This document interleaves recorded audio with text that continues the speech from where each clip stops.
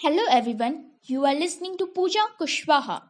In our country of 130 crore Indians, only 1.5 crore pay income taxes. Millions evade taxes, said Prime Minister Narendra Modi while launching a platform for transparent taxation recently. The PM is not alone on this belief. Most political leaders, commentators, and analysts share this conviction. This is one of the most perpetuated notions about India's taxation. With the precipitous fall in India's gross domestic product and the gravest economic crisis in history, the income taxpayer base will only shrink further. The belief that India has very few taxpayers and millions of people routinely hide their income has been the underpinning for the country's onerous income tax administration and the consequent mistrust of citizens. The income tax department has a Tom and Jerry relationship with taxpayers, indulging in an incessant chase of people under the conviction that nearly every Indian has large amounts of income stashed away in a secret corner. This belief was also the rationale for the 2016 demonetization blunder, independent India's worst economic policy decision. The belief was also the rationale for the 2016 demonetization blunder, independent India's worst economic policy decision. But this widely held notion is one of the India's costliest and most harmful myths. A small percentage of working Indians pay income tax because that is how India's tax structure is designed and not because millions evade taxes. Only those that earn an income above the income tax threshold are liable to pay income tax. As per the current structure, only those earning more than around 5 lakh will effectively pay an income tax. How many Indians earn more than around rupees 5 lakh to be eligible to pay income tax? India's per capita income is around rupees 1.4 lakh. That is, the average Indian earns less than a third of the income tax threshold and hence will not pay any income tax. India's per capita income will fall further with the contraction in the economy. To put this perspective, the average American pays a 22% income tax, the average Chinese pays 10%, the average Mexican pays 15%, and the average German pays 14%. Most nations in the world have an income tax threshold that is lower than their per capita income. It is a complete outlier in this aspect. Further, India's high income inequality implies that only a small fraction earn more than the per capita income, and an even smaller fraction will earn thrice that amount to qualify for an income tax. Using inequality indicator derived from income tax data as a proxy, my estimate is that only 3% of working adults in India earn more than thrice the per capita income and fall under the income tax bracket.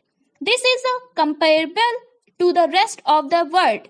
Only 5% of working Americans earn more than 3 times their per capita income and 4% of British do so. When the income tax threshold is set much higher than the nation's per capita income, this is only logical that a large number of people will be outside the tax bracket and not pay income taxes. Only 3% of working adults amount to roughly 25 million people eligible to pay income tax. The number of working Indians that actually pay income tax seems to tally reasonably well with the number that will qualify to pay income tax. There should be no shock or awe that only such a small fraction pays income tax because India's tax threshold is inordinately high for its level of prosperity. Over the last 3 decades, India has raised its income tax threshold 13 times, while China has raised its only thrice in the same period. Little wonder then that China's share of income tax payers grew from 3% in 1986 to 5% now, while India's has remained stuck in 3%.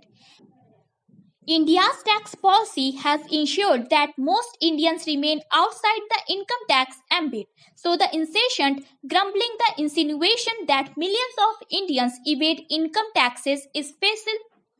Is it possible that India's per capita income is artificially low because millions hide their income? No. Even if millions of people hide their incomes from tax authorities, it will be accounted for in India's GDP and per capita income data, since they will use this hidden income to eventually spend on goods, real estate, gold, and so on. It cannot be the case that millions of hoarders and stocking piles of currency notes in an attic every year without ever using it, and even in that case it will get accounted for in the currency in circulation data provided by the Reserve Bank of India. If one believes in India's GDP, economic, and per capita income data, then one has also to accept that under the current income tax laws, only 3% of working Indians will qualify to pay income taxes. There is nothing spurious or suspicious about it. To be clear, there are surely income tax evaders in the country, but not tens of millions of them as perceived. That a small fraction of working Indians pay income tax is a fact, but the corollary that millions evade income taxes is a myth.